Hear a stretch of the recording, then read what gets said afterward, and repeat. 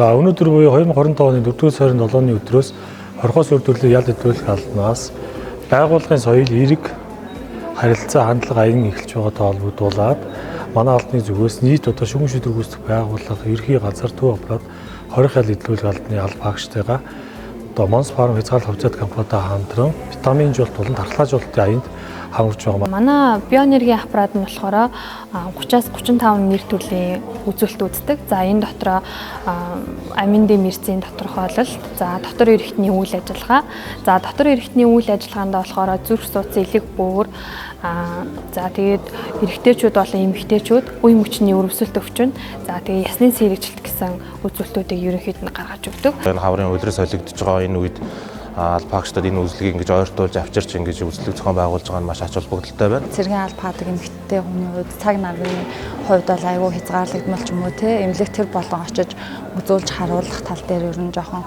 дутмагдуу байдаг. Энэ талын асуудал юм шийдвэрлээ те ажлын байран дээр хөнгөлөлтөө үнээр юм гоё эрсдийн шинжилгээнд хамруулад витаминжуулалтын аян хөнгөлөлтөөр хамруулж агаад маш их баяртай байна. За миний би ямар ч гэсэн сая тэгээд эрдэнэ шинжилгээгээ өгөөд гараад ирлээ. Тэгээд өөрийн бие организм шаардлагатай ямар төрлийн эрдэнэсүүд шаардлагатай байгаа талаар мэдээллүүдийг авсандаа туйлах баяртай байна. Энэ бол нөгөө хувийн эрүүл мэндэд хамгийн чухал шаардлагатай үзүүлэлтүүдийг авдаг чухал шинжилгээ юм байна. Эрүүл биед саруулах оршин.